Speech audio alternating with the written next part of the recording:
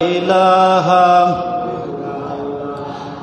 লা ইলাহা ইল্লাল্লাহ লা ইলাহা লা ইলাহা ইল্লাল্লাহ লা ইলাহা লা ইলাহা ইল্লাল্লাহ লা ইলাহা।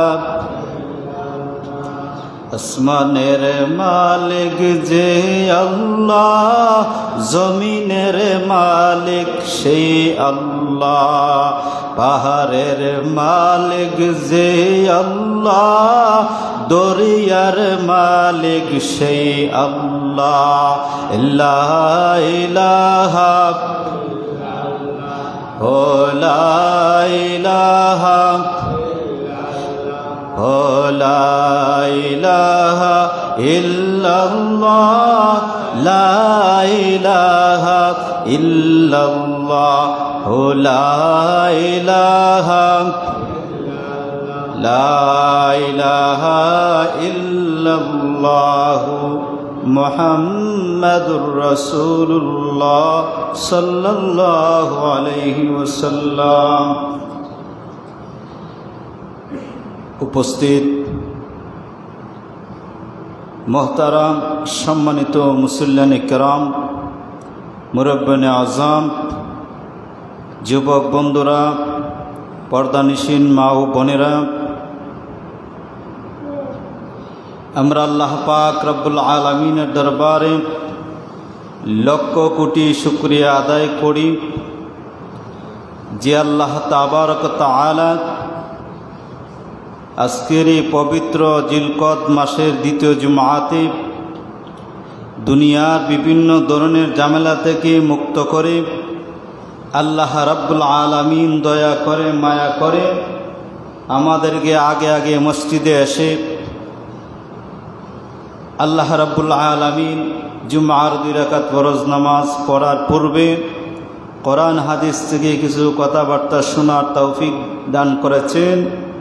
সেই মহান মালিক রব্বুল আলামিন আহকামুল হাকিমিনের দরবারে কৃতজ্ঞতা আদায় করছি। সবাই পড়ছি আলহামদুলিল্লাহ। আরো মহব্বতের আওয়াজে পড়ি আলহামদুলিল্লাহ। লাইন শাকারতুম লা আযীদান্নাকুম। নিয়ামত পাওয়ার পরে যখন নিয়ামতের কদর করা হয়, সম্মান করা হয়, কৃতজ্ঞতা প্রকাশ করা হয়, আল্লাহ রাব্বুল আলামিন তখন সেই বান্দার নিয়ামতকে আরো বৃদ্ধি করে দেন, বাড়ায়া দেন। এই জন্য আমরা সর্বহালতে আল্লাহ রাব্বুল আলামিনের প্রতি কৃতজ্ঞ থাকব, কৃতজ্ঞতা প্রকাশ করব। যাই হোক, সম্মানিত হাজরিন, মোহতারাম মুসল্লিয়ানে কেরাম, আজকে জিলকদ মাসের দ্বিতীয় খুতবা। আজকের খুতবার আলোচ্য বিষয় হচ্ছে বেদাতের ভয়াবহতা।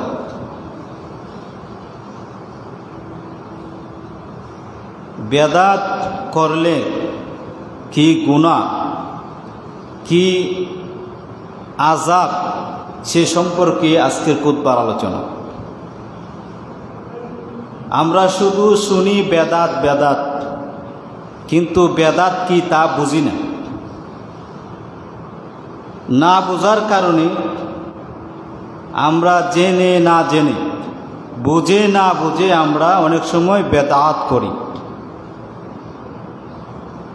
না বুঝে যদি কেউ বেদাত করে আল্লাহ তাআলা মাফ করতে পারেন, কিন্তু বোঝার চেষ্টা করতে হবে। দুনিয়ার ব্যাপারে আমরা 16 আনা হিসাব করি কি করি না?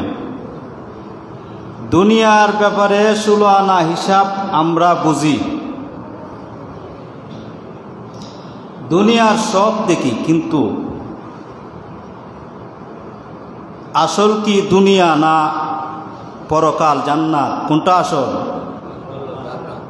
পরকালের জান্নাত হলো আসল, দুনিয়া হচ্ছে নকল। এটা হলে মুসাফির কানা। यहाँ सब हम मुसाफिर है, कोई आखिर ठिकाना কুই আগে রওয়ানা হয় কুই পিছে রওয়ানা। এই দুনিয়াটা মুসাফিরখানা, এটা হচ্ছে নকল, আসল হচ্ছে আমাদের বাড়ি, বাসস্থান জান্নাত। কোন সুবহানাল্লাহ। তো দুনিয়ার ব্যাপারে আমরা 16 আনা হিসাব বুঝি, কিন্তু পরকালের ব্যাপারে, শরীয়তের ব্যাপারে, ইসলামের কোনো বিধিবিধান সম্পর্কে জিজ্ঞাসা করলে তখন আমরা বলি আমরা কি আর এত কিছু জানি, এগুলা তো সব হুজুররা জানে। বলেন তো হিসাব কি শুধু হুজুরদের হবে না সবার হবে? হিসাব কিন্তু সবারই আল্লাহর কাছে দিতে হবে, হিসাব দিতে হবে, শুধু হুজুররার হিসাব হবে না। কিন্তু আমরা জানি না, আমরা হয়তো জানি না আল্লাহ রাব্বুল আলামিন, আমরা তো গুনাহগার, গুনার সীমানায়, গুনার কারণে যদি ধরা পড়ে যায়, উলামায়ে কেরামের বিচার আল্লাহ রাব্বুল আলামিন পর্দার আড়ালে করবেন বলেছেন রাসূলুল্লাহ, বলেন সাল্লাল্লাহু আলাইহি ওয়াসাল্লাম। তাহলে আলেম উলামার বিচার স্বয়ং আল্লাহ পর্দার আড়ালে করবেন, আবার পর্দার আড়ালেই আল্লাহ তাদেরকে ক্ষমা করে দিবেন। কোন সুবহানাল্লাহ।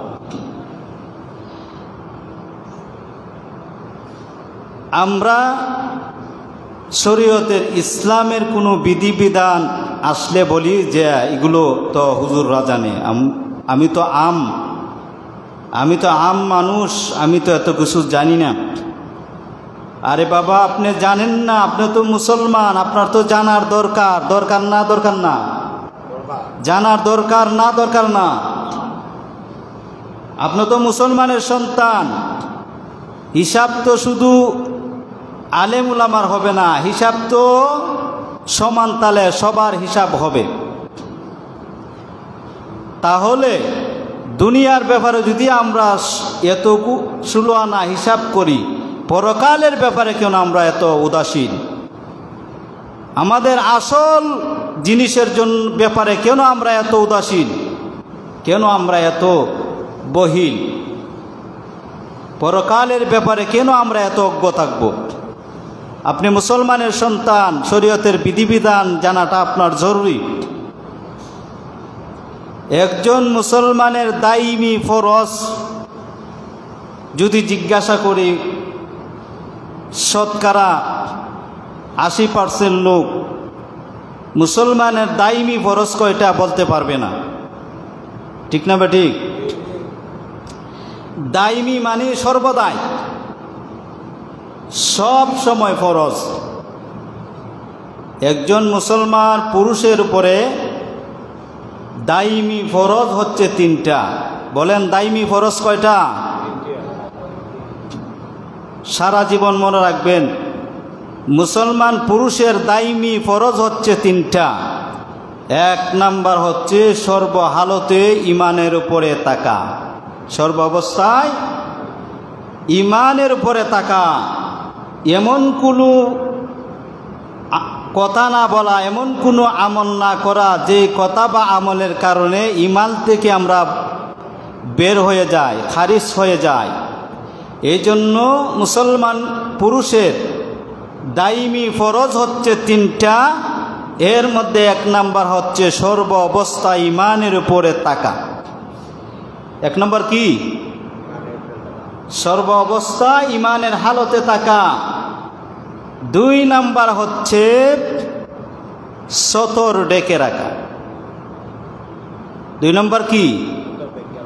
সতর। যদি জিজ্ঞাসা করি সতর কি, অনেকে বলতে পারবেন না। সতর হচ্ছে, পুরুষের সতর হচ্ছে নাভি থেকে, নাভির উপর থেকে নিয়ে হাঁটুর নিচ পর্যন্ত, ঘন্টার উপরে, নাভির বরাবর বা নাভির লেভেল থেকে নিয়ে আপনার হাঁটুর নিচ পর্যন্ত হচ্ছে পুরুষের সতর। এতটুকু ডেকে রাখা ফরজ সর্বদাই। এতটুকু ডেকে রাখা ফরজ। কোন সময়? সব সময়। কোন সময়? এমনকি বাথরুমে গেলেও আপনি আপনার হাঁটু ডেকে রাখতে হবে।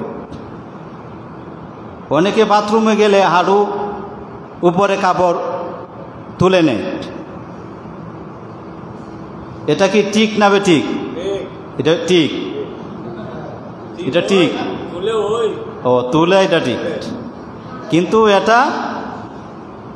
এটা কিন্তু নিষেধ, এটা সুন্নতের খেলাফ। মুসলমান পুরুষের দাইমি সুন্নত হচ্ছে 10টা।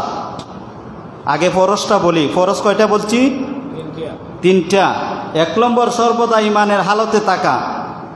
2 নম্বর হচ্ছে সর্বদাই সতর ডেকে রাখা। সতর ডেকে রাখা। সতর কতটুকু পর্যন্ত পুরুষের সতর বলেন তো?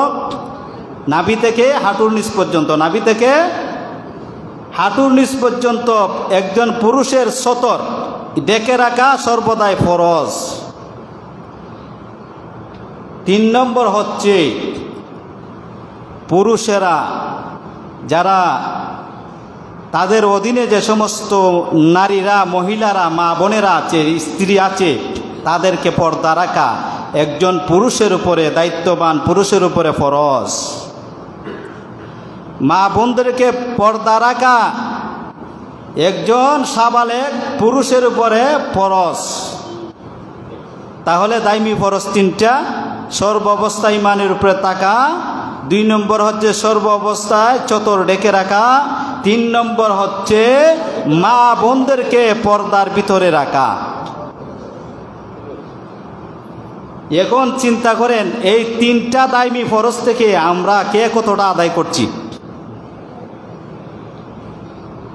এই 3টা দাইমি ফরজ যদি আমরা ছেড়ে দেই, তাহলে ফরজ তরকের গুনাহ সর্বদাই আমাদের আমলনামায় হবে কি হবে না? হবে কি হবে না? সর্বদাই 3টা ফরজ সর্বদাই মনে রাখতে হবে। 2 নম্বর যে ফরজটা বলছিলাম, নাভি থেকে নিয়ে হাঁটু পর্যন্ত ডেকে রাখা। আমরা অনেক সময় আমরা নিজের আরে কি বলি যে আমি রাসূলের আশেক, কিন্তু জমিনে কাজ করতে গেলে আর আমাদের উস বুদ্ধি ঠিক থাকে না। আমাদের গ্রাম্য ভাষায় বলে লঙ্গি যে আড়ায় খাসু মালি, এমনভাবে খাসু দেয়, সুন্নত তো দূরের কথা, ফরজ আপনার এই এলাকাতে থাকে না। তাহলে এই সময় রাসূলের সুন্নত, আল্লাহর হুকুম সতর ডেকে রাখা ফরজ। বলেন তো, হাঁটুর নিচে কাপড় রেখে এমন কোনো কাজ আছে হাঁটুর নিচে কাপড় রেখে করা যায় না? এমন কোনো কাজ নাই হাঁটুর নিচে কাপড় রেখে করা যায় না। আমরা প্রয়োজনে একটু বেশ কম হলে আমরা হাঁটুর উপরে কাপড়টা তুলে ফেলি।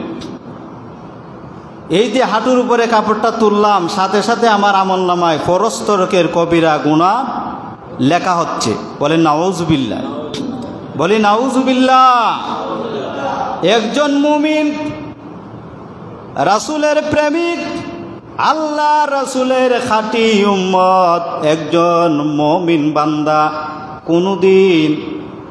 কোনোদিন সে হাঁটুর উপরে কাপড় উঠাতে পারে না।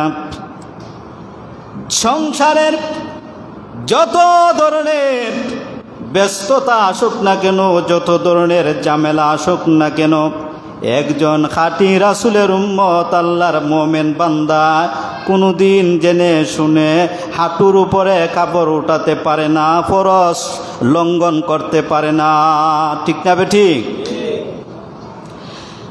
সম্মানিত হাজিরিন, আমরা আজকের যে আলোচনার বিষয় বেদাত সম্পর্কে আমরা অনেকে অজ্ঞ, জানি না। আমরা জানতে চেষ্টাও করি না কোনটা সুন্নত আর কোনটা বেদাত। আল্লাহর নবী রাহমাতুল্লিল আলামিন হাদিস শরীফের মধ্যে ইরশাদ করেছেন, কুল্লু বেদাতিন দলালা। যারা বেদাত করবে, মনোযোগ দিয়ে শুনেন, আল্লাহর নবী বলেন কুল্লু বেদাতিন দলালা। যারা বেদাত করবে প্রত্যেক বেদাতি গুমরাহির মধ্যে আছে। ওয়াকুল্লু বেদাতিন দলালা ওয়াকুল্লু দলালাতিন ফিন্নার, আর প্রত্যেক গুমরাহির ঠিকানা হলো জাহান্নাম। জোরে বলেন নাউজুবিল্লাহ। প্রত্যেক বেদাত হচ্ছে গুমরাহির কাজ। বেদাত অল্প সময়ে বোঝানো সম্ভব না, এতটুকু মনে রাখবেন। ইসলামের বিধিবিধান, শরীয়তের এমন কোনো বিষয় নাই একেবারে মসজিদ থেকে মসজিদে যাওয়া, খানা খাওয়া, বাথরুমে প্রবেশ করা, এমনকি পায়ের মধ্যে স্যান্ডেল জুতা পরিধান করার ক্ষেত্রেও ইসলামের কোনো বিধিবিধান আমার দয়াল নবী রাহমাতুল্লিল আলামিন সাল্লাল্লাহু আলাইহি ওয়াসাল্লাম কোনো কারো জন্য কোনো একটা বিধিবিধান আল্লাহ নবী বাকি রেখে যান নাই। ইসলামটাকে আল্লাহ রসুল কমপ্লিট বানায়া দুনিয়া থেকে বিদায় হয়েছেন। কোন সুবহানাল্লাহ। এখন ইসলামটা কি পরিপূর্ণ না অপূর্ণ? পরিপূর্ণ।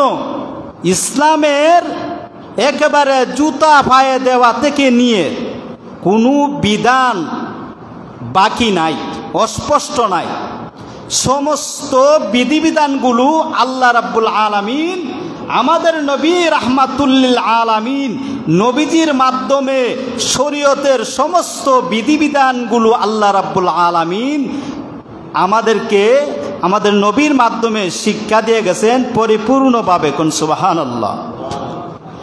তাহলে বোঝা গেল ইসলামের আর কোনো নতুন করে কোনো কিছু ইবাদতের, ইসলামের ভিতরে ইবাদতের নামে সওয়াবের আশায়, ইসলামের ভিতরে ইবাদতের উদ্দেশ্যে সওয়াবের আশায় কোনো কিছু আর আবিষ্কার করা যাবে, নতুন কোনো কিছু আবিষ্কার করা যাবে না। কেউ যদি বেদাত কাজ কিন্তু সুন্দর, আমরা যে বেদাত বলি, বেদাত কাজ কিন্তু সুন্দর। অনেকে বলে হুজুর এটা তো বালা কাজ। আরে বালা কাজ তো ঠিক আছে, কিন্তু ওই বালা কাজটা মদিনার নবী রাহমাতুল্লিল আলামিন নবীজি সাল্লাল্লাহু আলাইহি সাল্লাম ওই বালা কাজটা করার জন্য আপনাকে অনুমতি দেন নাই, নবীজি বলে যান নাই। যদিও কাজটা বালা, কিন্তু এবাদতের মধ্যে এবাদতের কোনো বিষয় আর স্পষ্ট নাই। এবাদতের শরীয়তের সমস্ত বিধিবিধানগুলো আল্লাহর নবী রাহমাতুল্লিল আলামিন কমপ্লিট করে গেছেন। এখন যদি এবাদতের মধ্যে সওয়াবের আশায় নতুন কোনো কিছু আমরা লাগাই, এটাই হচ্ছে বেদাত। এটা কি বলেন? এটা কি বলেন না? এটা কি? এবাদতের মধ্যে সওয়াবের আশায় যেটা রাসূল বলেন নাই, সাহাবাই কেরাম করেন নাই, এমন নতুন কোনো কিছু এবাদতের মধ্যে ঢুকাইলেই সেটাই হচ্ছে বেদাত। নামাজ পড়া সওয়াব না গুনাহ? সবাই বলেন নামাজ সওয়াব না গুনাহ? মাগরিবের নামাজ করা হাত, আসরের নামাজ করা হাত, ফরজ শুধু ফরজ করা হাত 4 রাকাত। তাহলে নামাজ পড়া সব নানি তো সব যদি হয় তাহলে আসরত তো বললাম 4 রাকাত, কিছুক্ষণ পরে মাগরিব, নামাজ তো সবের কাজ। তাহলে মাগরিব কেউ যদি বলে নামাজ তো পড়লে সব পাওয়া যায়, তাহলে আর 1 রাকাত বাড়াইয়া পড়ি, তাহলে সে তো মানে নিয়ত বালা, সবের লিগা পড়ছে, কাজটাও বালা, খারাপ কাজ করছে না, নামাজ পড়ছে আর 1 রাকাত বাড়াইছে। বলেন তো বাড়াইছে দে, তার নামাজ কি হবে? কেন? মাগরিবে আসরের নামাজ 4 রাকাত, মাগরিবের নামাজ 3 রাকাত শিক্ষা দিছে কে? স্বয়ং নবীজি। বলেন কে শিক্ষা দিছে? নবীজি। নামাজ পড়া আল্লাহর হুকুম, আর শিক্ষা দিছে স্বয়ং নবীজি। তাহলে নামাজ পড়া বালা কাজ, যেখানে 1 রাকাত নামাজ পড়াইলে না বাড়াইলে পরে নামাজই হয় না, সেই জায়গায় নমাজ ছাড়া সাধারণ নফল ইবাদত যদি, যেটা রাসূলের তরিকায় নাই, রাসূলের অনুমোদন নাই, রাসূলের সিলমোহর নাই, আমার নবীর আদেশ নাই, নবীজির আদেশ নাই, সাধারণ একটা নফল কাজ করলে ওই সমস্ত কাজ যদি আমরা করি তাহলে ওইটাই বেদাত। আমরা বেদাত বুঝি না, দুনিয়ার ব্যাপারে সব বুঝি, কিন্তু আমি প্রথমেই বলেছি আমরা ইসলামের ব্যাপারে, মুসলমানের সন্তান, শরীয়তের ব্যাপারে আমরা সব হুজুররারে দেলাই। এগুলা হুজুররার কাজ, আমরা তো এত কিছু জানি না, আমরা আওয়াম মানুষ। কিন্তু আমাদের প্রত্যেকের জানাটা জরুরি। আপনি জানেন না, জানার চেষ্টা করবেন। কেন জানতেন না? দুনিয়ার সুলহানা হিসাব আমরা করতে পারি, আর পরকালের ব্যাপারে আমাকে একজন একটা বলবে আর আমি সেটা মেনে নিব, যাচাই করব না, যাচাই করব না, তাহলে তো আমি আমার নিজের কপালে নিজে কোরআন মারলাম। ইসলাম আমাদের সবচেয়ে প্রিয় ইসলাম ধর্ম। সেই ইসলাম ধর্মের বিধিবিধান মুসলমানের সন্তান হিসাবে আমরা ইসলামের বিধিবিধান জানতে এত অলসতা কেন করব? যেটা আমরা বুঝি না, যারা জানে তাদের কাছ থেকে আমরা জানার চেষ্টা করব। একজনে বললেই যেটা রাসূলের তরিকা নাই সেটা আমরা আমল করতে রাজি না। আর যেটা রাসূলের তরিকা আছে, রাসূলের আদেশ আছে, আমার বাবাও যদি নিষেধ করে আমি সেটা কোনোদিন ছাড়তে পারবো না। ঠিক না বেঠিক? যেখানে রাসূলের আদেশ আছে সেখানে দুনিয়ার কেউ আমাকে বাধা দিয়ে বারণ করে রাখতে পারবে না। আর যেখানে রাসূলের আদেশ নাই সেখানে আমি করতে পারবো না। করলেই বেদাত। ইসলামের মধ্যে নতুন কোনো কিছু আবিষ্কার করলেই বেদাত। অনেকে বলে হুজুর তাহলে বেদাত যদি হয়, অনেক আমাদের সমাজের দেখবেন আলিম ওলামার যুক্তি দেয়, তাহলে তো আগে আপনার বিমান ছিল না, হেলিকপ্টার ছিল না, এগুলো আবিষ্কার হয়েছে, মোবাইল ছিল না, তাহলে গাড়ি ঘোড়া ছিল না, এগুলো তো সবই বেদাত। কেমন যুক্তি দেয়? দুনিয়ার আসলে বেদাত কারে হয়? ওই সমস্ত আলিমেরা, আমি জানি না জানে কি না জেনেও না জানার বান করে সাধারণ আম মানুষদেরকে দুঃখার মধ্যে ফেলায়। সাধারণ পাবলিকেরা বলে হুজুরে বলে এই কথা, আমরা কোন দিকে যাইতাম? আরে বাবা, আপনি কোন দিকে যাইতেন? আপনাকে তো আল্লাহ জ্ঞান বুদ্ধি দিছে, আকল দিছে, আপনি একজন ভালো আলিমের কাছে গিয়ে যাচাই করেন। বলে যে হেলিকপ্টার তো ছিল না, মোবাইল তো ছিল না, এগুলো তো বেদাত, সব বেদাত। যত নতুন আবিষ্কার হয়েছে সব কিছু বেদাত। আসলে সব বেদাত। কিন্তু বেদাত শব্দের অর্থ হলো নতুন আবিষ্কার। বেদাত শব্দের অর্থ হচ্ছে নতুন আবিষ্কার। দুনিয়ার ব্যাপারে যত নতুন আবিষ্কার হবে এটা বেদাত না, এটা আরো ভালো। কিন্তু পরকালের ব্যাপারে ইসলামের শরীয়তের মধ্যে, ইবাদতের মধ্যে যদি সওয়াবের নিয়তে কোনো কিছু প্রবেশ করে, আবিষ্কার করে, এটা হচ্ছে বেদাত। আর দুনিয়ার ব্যাপারে যত কিছু আবিষ্কার হোক, রাস্তাঘাট, যত কিছু আপনার কম্পিউটার, যত কিছু আবিষ্কার হচ্ছে, এটা কিন্তু কেউ সওয়াবের নিয়তে করে না। হেলিকপ্টার দিয়ে বানাইছে, এটা কি সওয়াবের আশায় বানাইছে? বলেন, সওয়াবের আশা বানাইছে? মোবাইল দিয়ে বানাইছে, এই লোক কি সওয়াবের আশা বানাইছে? এটা দুনিয়ার জন্য, এটা দুনিয়ার আসবাবপত্র। দুনিয়ার জিনিসগুলো নিত্য নতুন হবে, নিত্য নতুন আবিষ্কার হবে, কিন্তু সমস্যা নাই। যত নতুন আবিষ্কার হবে তত আমাদের জন্য ভালো, আমাদের জন্য সুবিধা। আর ইসলামটা আল্লাহর নবী রাহমাতুল্লিল আলামিন আমাদের কাছে কমপ্লিট করে রেখে গেছেন, একটা সীমা রেখা দিয়ে রেখেছেন। ওই ইসলামের মধ্যে কমানো যাবে না, বাড়ানো যাবে না। ঠিক না বেঠিক? যদি কেউ কমায় ছেড়ে দেয় তাহলে কুফরি হবে, আর যদি কেউ বাড়ায় তাহলে হবে বেদাত। আর বেদাত সম্পর্কে আল্লাহর নবী রাহমাতুল্লিল আলামিন বলেছেন, কুল্লু বেদাতিন দলালা। সাবধান, তোমরা জেনে রাখো, যারা তোমরা আমি বিদায় হয়ে যাওয়ার পরে ইসলামটারে যেভাবে রেখে আসছি এইভাবে তোমরা আমল করবাই, এইভাবে আমল করবাই, আমার সুন্নতের উপরে আমল করবাই। যদি আমার সুন্নতের উপরে আমল করো, একটা সুন্নত যদি আমল করতে পারো, আল্লাহর নবী রাহমাতুল্লিল আলামিন বলেছেন, মান তামাসসাকা বিসুন্নতি ইনদা ফাসাদি উম্মতি ফালাহু আজরু মিয়াতা শাহীদ। জুরে কোন সুবহানাল্লাহ। আল্লাহর নবী রাহমাতুল্লিল আলামিন বলেন, আমি নবীর একটা সুন্নতের উপরে যদি কেউ শেষ জামানায় কেউ আমল করতে পারো, আল্লাহ রাব্বুল আলামিন 100 শহীদের সওয়াব আল্লাহ রাব্বুল আলামিন তোমাদের আমল নামায় আল্লাহ রাব্বুল আলামিন দান করবেন। সুবহানাল্লাহ। নবীদের সুন্নতের উপর আমল করলে 100 শহীদের সওয়াব পাওয়া যায়। আমরা যেগুলো নবীদের শিখাই দেয়া গেছে এগুলো করতে পারি না, আর যেগুলো শরীয়তের কোনো ভিত্তি নাই, কোনো দলিল নাই, এগুলো করবার লিগে আমরা পাগল। ওই যে ইবলিসে পিছনে গুতায়, আমরা তো ঘুমাই, ইবলিসে তো ঘুম নাই, খাওয়ান নাই, গোসল নাই, 24 ঘন্টা নবীর উম্মতকে ইবলিস শয়তান ধোঁকা দিয়া কিভাবে জাহান্নামে নিতে পারবে, তার পেরেশানি। ঠিক না বেটি? আর না হয় নবীজি এত কিছু আমাদেরকে পরিষ্কার করে গেছে, তারপরেও আমরা যেগুলো নবীজির আদেশ না এগুলো করার জন্য আমরা পাগল, অথচ আমরা ফরজ ঠিক মতো আদায় করি না। সুন্নতে মুআক্কাদা যেগুলো ছেড়ে দিলে গুনাহ, সুন্নতে মুআক্কাদা, জোহরের 4 রাকাত সুন্নতে মুআক্কাদা ছেড়ে দিলে গুনাহগার হবে। এশারের 2 রাকাত সুন্নতে মুআক্কাদা ফরজের পরে ছেড়ে দিলে গুনাহগার হবে। ফজরের 2 রাকাত সুন্নতে মুআক্কাদা ছেড়ে দিলে গুনাহগার হবে।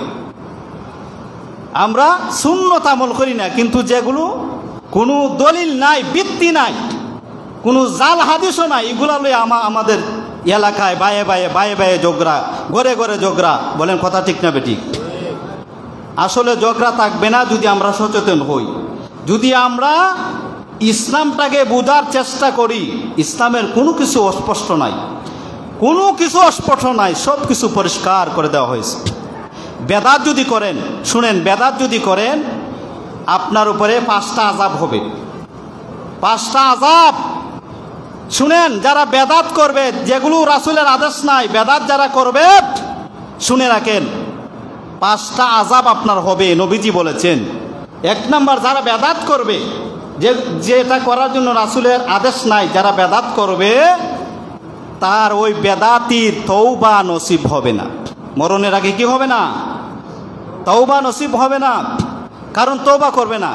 একজন যদি গুনাহ করে তাহলে সে তওবা করে, সে আল্লাহর কাছে বলে, আল্লাহ আমি তো অপরাধ করছি, আল্লাহ তুমি আমাকে মাফ করে দাও, আল্লাহর কাছে মাফ চায়। আর বেদাত যারা করে এরা তো সব মনে করে। একজন যদি সব মনে করে তাহলে কি তার তওবা করার দরকার আছে? নবীজি বলেছেন, যারা বেদাত করবে সাবধান, বেদাত করলে তোমরা তওবার সুযোগ পাবে না। কন্যা নাউজুবিল্লাহ, নাউজুবিল্লাহ, জোরে বলেন নাউজুবিল্লাহ। বেদাতকারী তওবার সুযোগ পাবে না। 2 নম্বরে হচ্ছে বেদাত, যারা বেদাত করবে তাদের তওবা কবুল করা হবে না যতক্ষণ পর্যন্ত বেদাত পরিহার না করবে, তাদের তওবা কবুল হবে না। যাই হোক, সময় শেষ হয়ে গেছে। ইনশাল্লাহ আগামী জুম্মাতে আমরা এই বিষয়ে আবার আলোচনা করব। আল্লাহ রাব্বুল আলামিন যেন তৌফিক দান করেন আমল করার। সবাই বলুন আমিন। ওয়া মা আলাইনা ইল্লাল বালাগ। আসসালামু আলাইকুম ওয়া রাহমাতুল্লাহ।